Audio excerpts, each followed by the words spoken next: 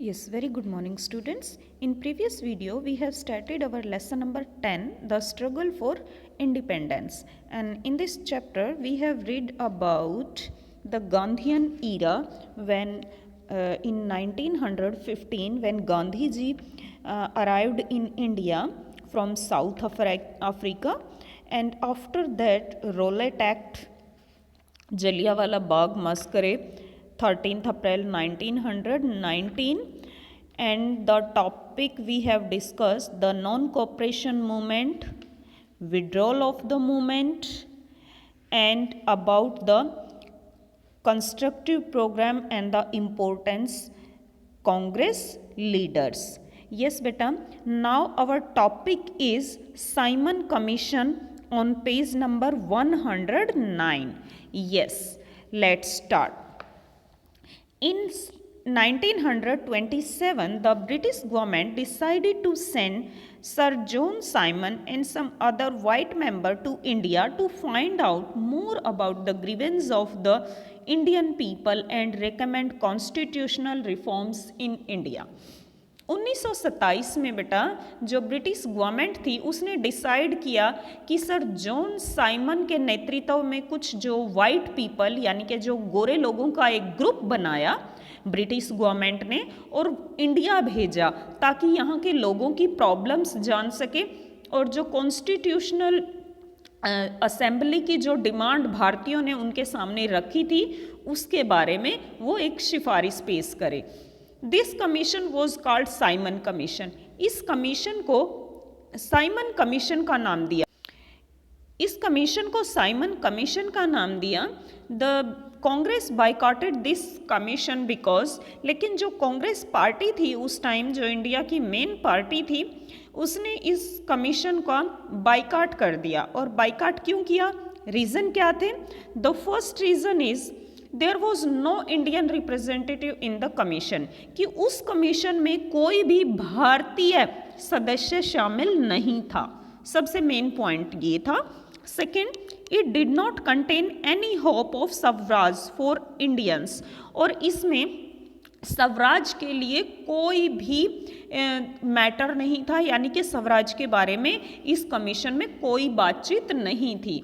Indian criticized this commission because they felt that a group of foreigners who knew nothing about India could not decide India's political future. अब भारतीयों का ये मत था कि एक ऐसा कमीशन जिसमें सिर्फ कुछ विदेशी लोग ही शामिल हैं, क्या वो भारतीयों के फ्यूचर को डिसाइड कर सकते हैं, जो कि भारत के बारे में कुछ भी नहीं जानते, भारत के लोगों के बारे में कुछ भी नहीं जानते। A commission meant that deciding India's fate should include Indian member as well. और उनका मानना था कि ये जो कमीशन है जिसमें भारतीय यानी कि भारत का एक तरह से फ्यूचर डिसाइड होना है, यानी कि उसके भविष्य के बारे में जो बात करने जा रहा है, तो ऐसे कमीशन में भारतीय लोगों का शामिल होना बहुत ज़रूरी है। इन फरवरी 1928 when the Simon Commission arrived in India, it was met with strong opposition. और जब 1928 में साइमन कमीशन भारत पहुंचा तो भारत के लोगों ने इसका बहुत ज़्यादा विरोध किया। Black flags and demonstration banner saying Simon go back greeted it everywhere. और जहाँ भी ये कमीशन जहाँ से भी गुजरा, भारत के लोगों ने काले झंडे दिखाकर और साइमन कमीशन वापस जाओ के नारे लगाकर उसका एक तरह से उसे रिसीव किया, यानी कि उसका स्वागत किया। And Lala Lajpat Rai, who was leading one of the procession, लाला लाजपत राय जो कि एक जुलूस के लीडर थे, was badly wounded as a result of लाठी चार्ज by the police. वो बुरी तरह से घायल हो चुके थे क्योंकि जो पुलिस थी उसने जुलूस निकालने वालों पर लाठी चार्ज किया था। He died soon after the incident, और इस इंसिडेंट के कुछ ही दिनों बाद लाला लाजपत राय जी की मृत्यु हो गई। All political group decided to boycott the commission. और इस तरह जितने भी पॉलिटिकल ग्रुप्स थे इंडिया में, सबने साइमन कमीशन का एक तरह से बाइकआउट यानी कि बहिष्कार कर दिया। Two important development of mid 1920s were the formation of Rashtriya Swayamsevak Sangh, a Hindu organization, and Communist Party of India. These parties have led very different idea about the kind of country India should be. अब भारत में 1920 के आसपास कुछ development हुए, कुछ विकास हुए, जिनमें से एक था राष्ट्रीय स्वयंसेवक संघ। एक ऑर्गेनाइजेशन थी, ये हिंदू सभा थी, एक आरएसएस जो कि आज भी है, उसका उदय हुआ। और कम्युनिस्ट पार्टी ऑफ इंडिया, ये दो पार्टियां डेवलप हुई। These parties have held very different ideas, और इन दोनों पार्टियों ने कुछ डिफरेंट आइडियाज़ दिए, कुछ अलग विचार रखे भारत के बारे में कि हमारे कंट्री को किस तरह से रूल किया जाना चाहिए, किस आगे कैसा हमारा कंट्री होगा। Next point is the revolutionary movement, क्रांतिकारी आंदोलन। After the withdrawal of non cooperation movement and the death of Lala Lajpat Rai, the revolutionary nationalists like Bhagat Singh, Chandrasekhar Azad and Rajguru become active. अब रेवोल्यूशनरी मूवमेंट में क्या है बेटा कि 1920 के बाद, यानी कि जब नॉन कोऑपरेशन या असहयोग आंदोलन गांधी जी ने वापस ले लिया था, और उसके बाद साइमन कमीशन आए जिनकी वजह से लाठीचार्ज हुआ और लाला लाजपत राय जैसे लीडर की हत्या हो गई, यानी कि मृत्यु हो गई।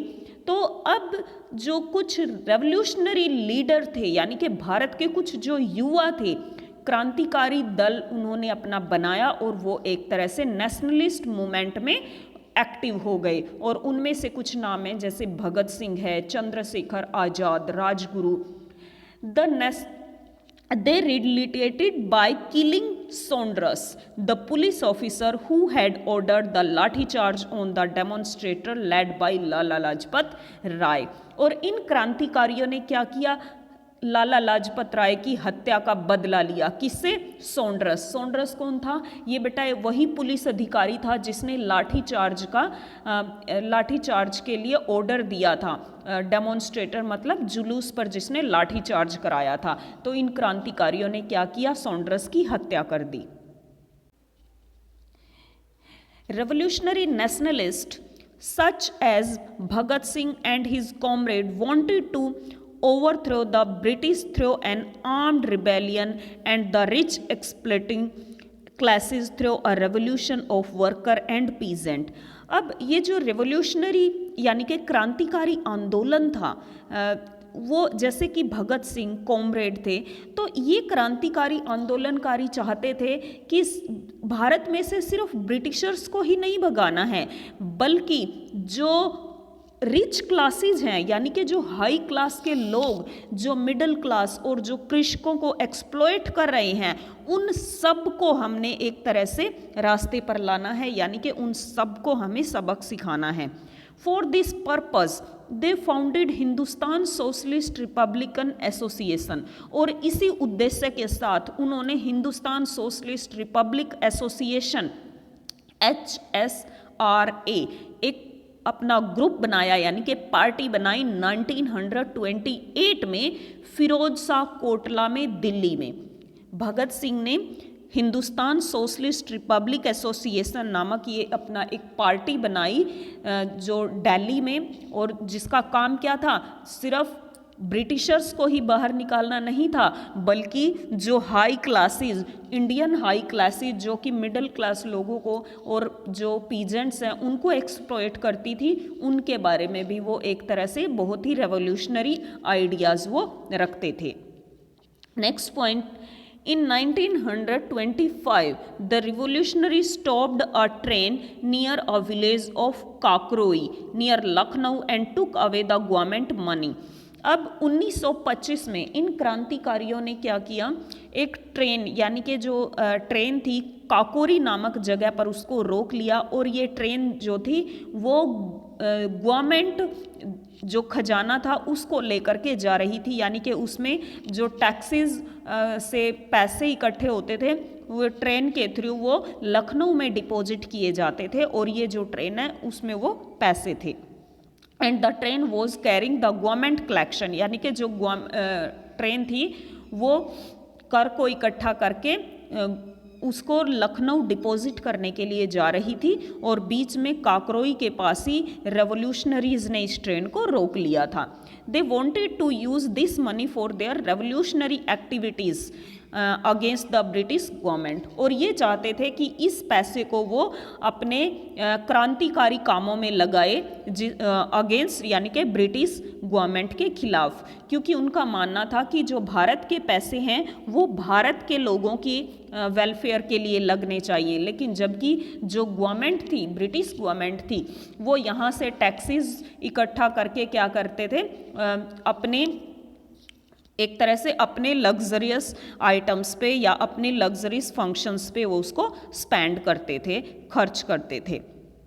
Now on 8 April 1929 Bhagat Singh along with Batukeshwar Dutt threw a bomb in central legislative assembly.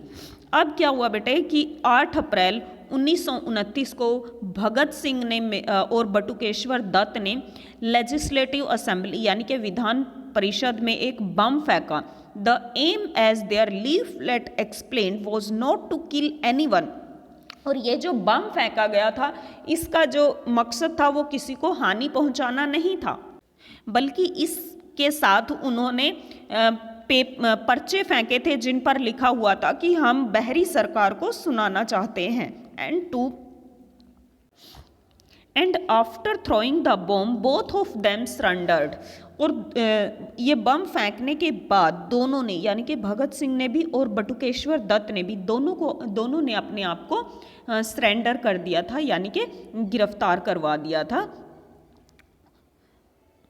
Bhagat Singh and Sukhdev and Rajguru were tried and hanged on 23 March 1931, और उसके बाद राजगुरु, सुखदेव और भगत सिंह पर केस चला और उनको 23 मार्च 1931 को फांसी की सजा दे दी गई। The revolutionaries movement was very strong in Bengal, और इसके बाद जो क्रांतिकारी आंदोलन था वो बंगाल में बहुत ज़्यादा स्ट्रॉन्ग हो गया, पावरफुल हो गया। Surya Sen, a famous revolutionary, organise the Indian republican army. Surya Sen नामक जो एक फेमस क्रांतिकारी रहे हैं, उन्होंने इंडियन रिपब्लिकन आर्मी बनाई इन अप्रैल 1930, अप्रैल 1930 को।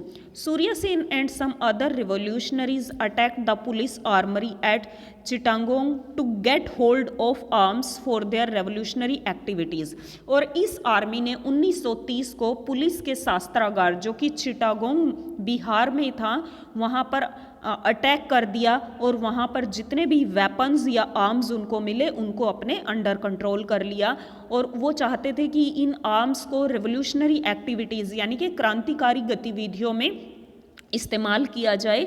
ही वॉज लेटर अरेस्टेड, बाद में सूर्य सेन को अरेस्ट कर लिया गया एंड हैंग्ड, और उनको फांसी की सजा दे दी गई।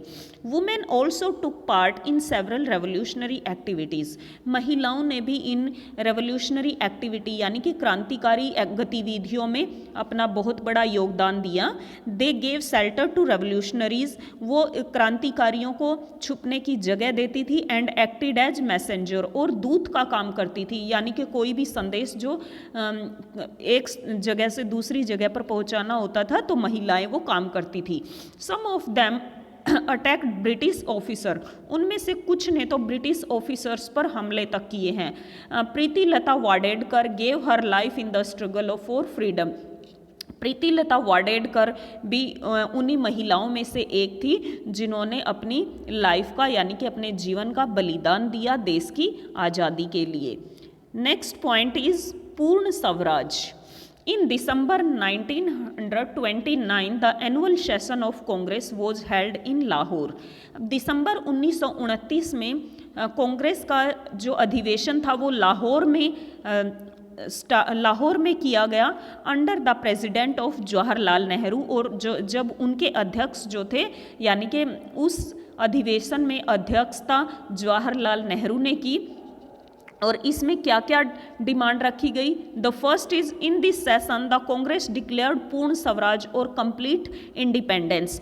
इस अधिवेशन में 1929 यानी कि दिसंबर 1929 में पूर्ण स्वराज की मांग रखी गई, जो कि पार्टी का एकमत गोल था यानी कि लक्ष्य था।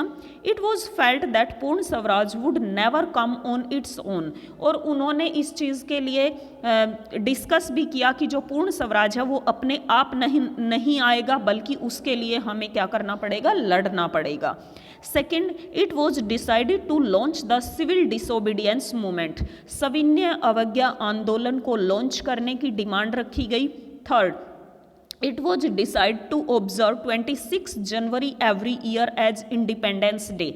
और बेटा दिसंबर 1929 को कांग्रेस अधिवेशन में ये माना गया था कि 26 जनवरी को हर साल हम अपना इंडिपेंडेंस डे सेलिब्रेट करेंगे ऑल ओवर द कंट्री, पूरे भारतवर्ष में। And Congress hosted the newly adopted try colour flag. और इसी दिन यानी कि 26 जनवरी 1930 को ही जो 3 रंगों का हमारा झंडा है उसको कांग्रेस ने एक तरह से हम पूरे देश का झंडा यानी कि फ्लैग घोषित कर दिया था।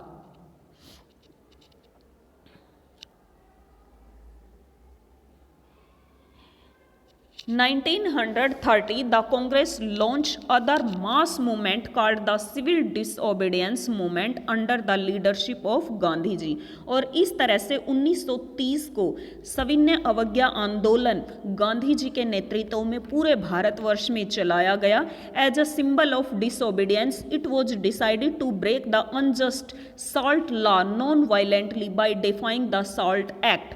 और इस तरह से बेटा सिविल डिसोबीडियंस के अंदर जो कांग्रेस गांधी जी ने तय किया कि साल्ट लॉ यानी कि जो नमक कानून ब्रिटिशर्स ने बनाया हुआ है उसको वो तोड़ेंगे।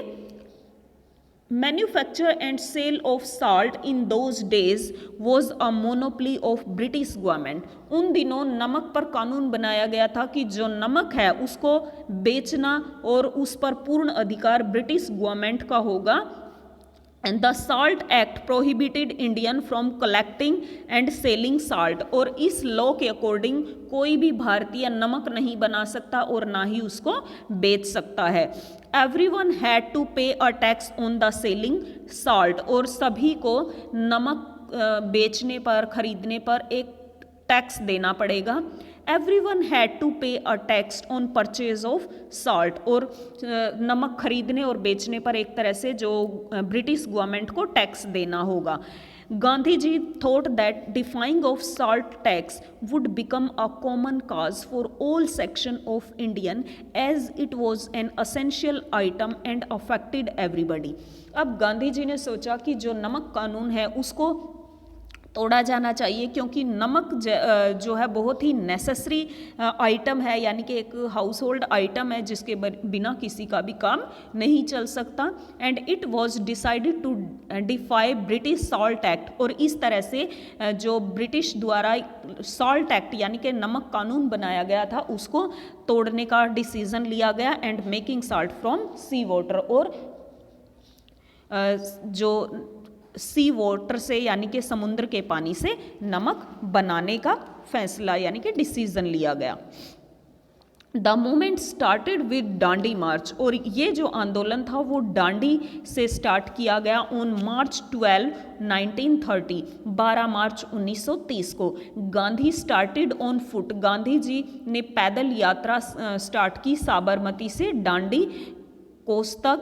ऑन 79 फॉलोअर्स, उनके साथ उनके 79 फॉलोअर्स थे। ऑन अ 240 माइल्स यानी कि 240 मील की दूरी उन्होंने पैदल यात्रा से तय की। And to the coast town of Dandi, Gujarat on Arabian Sea. Thousands of people joined Gandhi during Salt March. और इस तरह से बेटा जो गुजरात में दांडी नामक जगह पर अरेबियन सी में जाकर के गांधी जी ने नमक बनाया और नमक कानून तोड़ा। और इस मार्च में एक तरह से बहुत सारे लोग गांधी जी के साथ जुड़ गए थे। On hearing the sea coast, Gandhiji raised a lump of salty mud and declared, "With this I am shaking the foundation of the British Empire." He then boiled it in sea water and producing illegal salt and defied the British law. और इस तरह से गांधी जी ने एक तरह से एक लौ जलाई आज़ादी की, और ये कहते हुए कि मैं जो ब्रिटिश एम्पायर की नींव को हिला रहा हूँ। और इस तरह से उन्होंने सी वाटर से नमक बनाया और उसके तोड़ा। और ये जो ब्रिटिश ने साल्ट एक्ट पास किया था, नमक कानून पास किया था, तो इस तरह गांधी जी ने उनके कानून को तोड़ा। And importance of this movement, इस सविनय अवज्ञा आंदोलन यानी कि सिविल डिसोबीडियंस मूवमेंट, क्या इम्पोर्टेंस थी इसकी, महत्व क्या रहा इसका। Civil disobedience gained strength and broke out all over India, involving millions of Indians. इस आंदोलन में बहुत ज़्यादा जो पूरे के पूरे देश में ये आंदोलन चलाया गया और सभी लोग इसमें शामिल हुआ। Crowds of Indian citizens in the cities of Bombay and Karachi made salt. बहुत जो सी कोस्ट लाइन पर जितने भी बड़े बड़े शहर थे वहाँ पर लोगों ने अपने आप नमक बनाना स्टार्ट कर दिया और ये कानून तोड़ डाला। This movement was a great success, और इस तरह से ये जो कानून था वो बहुत ज़्यादा सफल साबित हुआ। It carried forward the unfinished task of the non-cooperation movement.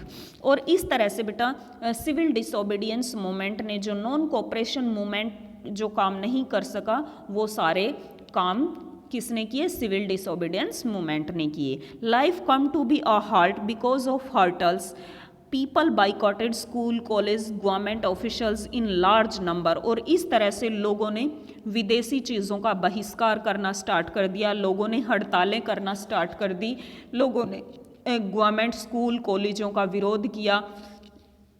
They made bone fire of Fortuner good, लोगों ने विदेशी वस्तुओं की होलियाँ जलाई। Most important thing was that the movement was totally non violent. और सबसे बड़ी बात इस मूवमेंट की ये रही कि इसमें कोई भी हिंसात्मक जो एक्टिविटी थी, गतिविधि थी, वो नहीं हुई।